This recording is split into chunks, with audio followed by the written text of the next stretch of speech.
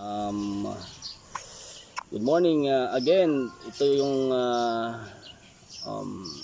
next video after nung pinakita natin sa inyo si Una, how she do yung tracking.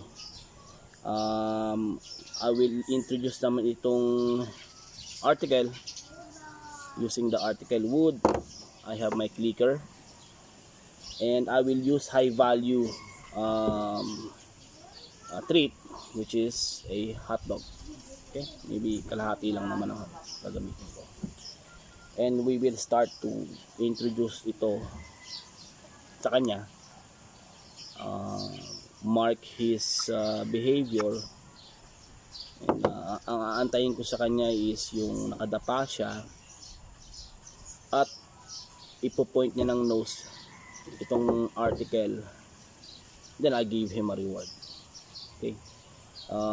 Si Glock, Glock Bonso Baka, anak siya ni Una actually, and here ni Ultimo. He just turned 8 weeks old, 2 months. So good start sa foundation ng any exercises. And his owner, Attorney Arnel Zapatos, requested na i-introduce ko siya dun sa tracking phase ng IGP at ng obedience at least. Sa protection sa bite naman, it comes naturally, so I have no worries about that. Maganda ang bite ni Glock, firm. At the age of 6 weeks, he's in full bite na dun sa leather and synthetic na rag na gamit ko, pati burlap. Maganda ang grip niya, so my least concern is yung bite works niya. I have no worries pagdating doon, given the genetics na dala niya. It will come naturally. Okay, so kukunin ko na si Glock and we'll start the process now. Okay, so this is Glock.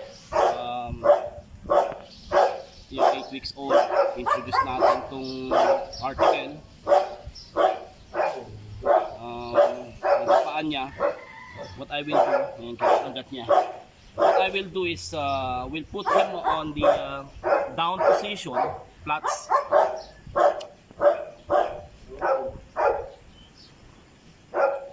And then ihaharap ko sa kanya, lalagay ko sa kanya sa harap yung article. Flats.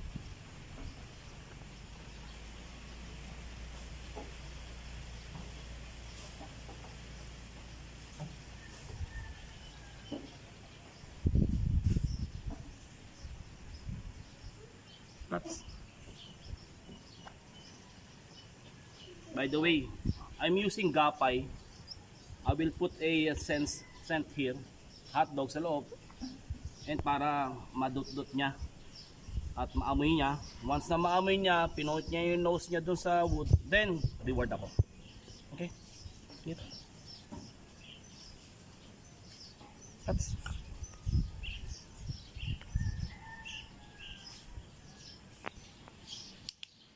yan. Good. Good. Good girl. Good boy. Alis ng konti.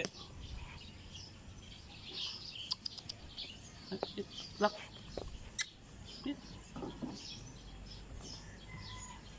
Flats.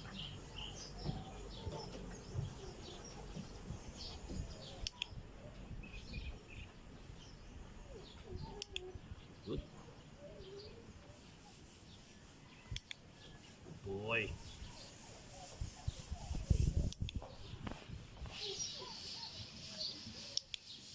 Yan.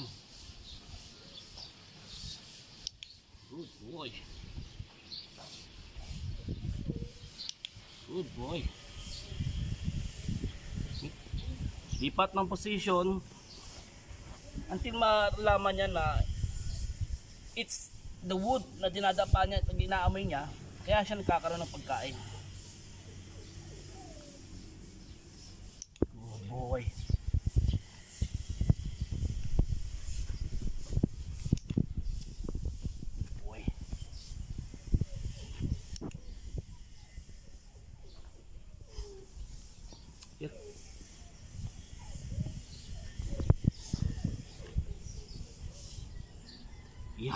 Good boy. Yee, good boy. Good boy. Ala. Then bigay natin yung nasa loob. That's his reward. Good boy, Glock. Ala. First time niya to, hindi ko siya sinumulan dito. Dito yung unang pagkakataon. So as you see, medyo aligaga pa siya. Hindi niya alam yung gagawin niya. But eventually at the end ng exercise, nalaman niya, na-realize niya na it's a good thing na pag tinuturo niya yung ilong niya dun sa wood, kakaroon siya ng pagkain, which is yung reward niya.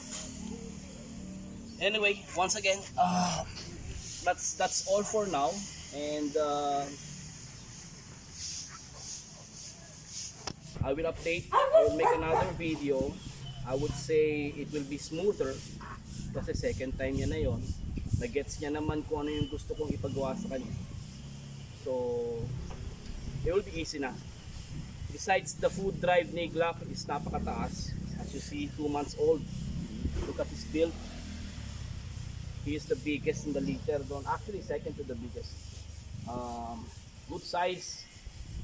And maganda ang disposition niya, maganda ang character. Alright, once again, thank you so much, and just follow this, subscribe this channel if you want to get some more tips and updates about the training, the Glock and other pups, especially Chanel. Again, I don't know everything, pero